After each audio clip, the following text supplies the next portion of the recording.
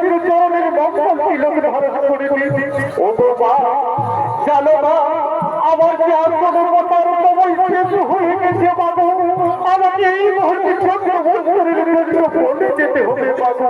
ওরে পুত্র, কি কথা শোনাচ্ছি বাবা, আমি কেমন করে বিশ্বাস করবো বাবা? আমি কি তোর গর্ভধারিণী মা?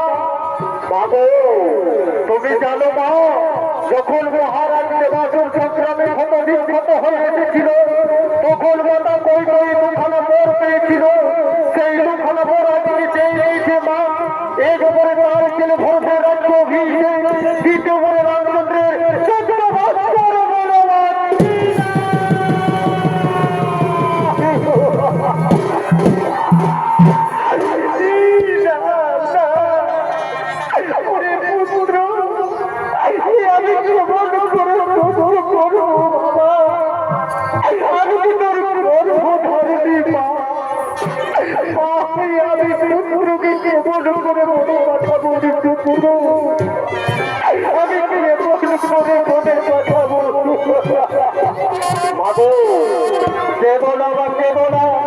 চোখের জল মুছে ফেলো বাবু, চোখের জল চোখটা বছর পার হয়ে যাবে বাবু।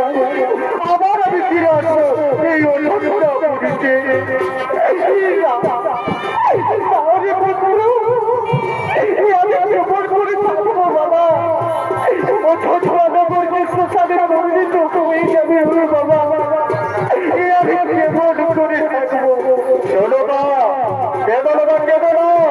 আমার সঙ্গে থাকবে আমার প্রাণের ভাই লঙ্ঘন ও সহধর্মিনী সীতা।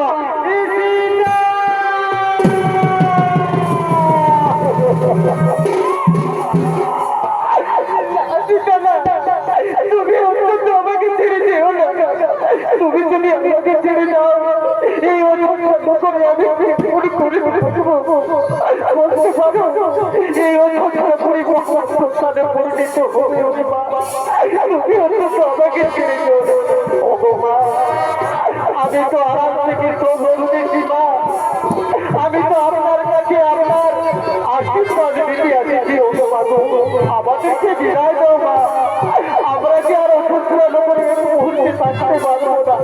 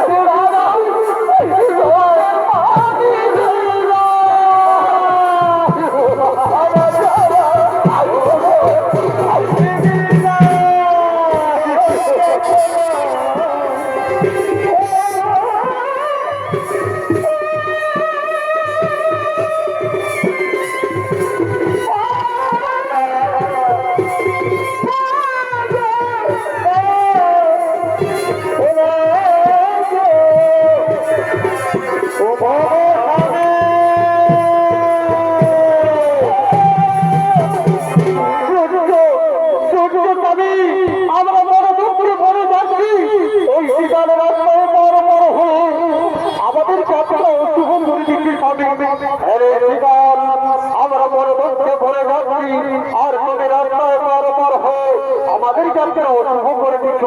হে প্রভু, আমি তো আপনার চরণ ধুলি পাওয়ার জন্যই বারবার হচ্ছি প্রভু।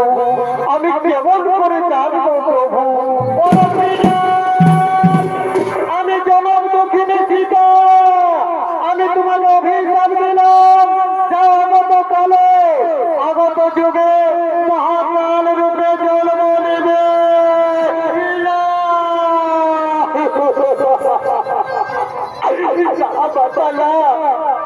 আমাকে অভিশাপ দেবে না মাতা।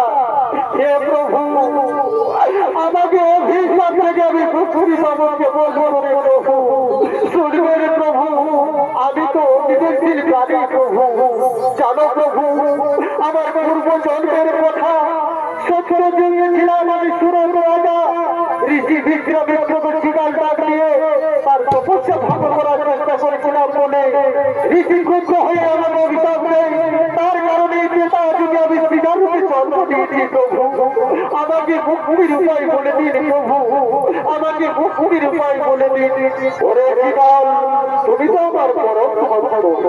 যাও ওরে শিকাল, তারপরে তুমি ভোটঠাকুর রূপে জন্ম নেবে, আমিও বালকের ঘরে জন্ম নেব। যখন আমি রাখালিয়াদের সঙ্গে লীলা খেলা করবো সেই বৃন্দাবনের মাটিতে, তখন তুমি আমার হাতেই মুক্তি পাবে, আমার হাতেই মুক্তি পাবে।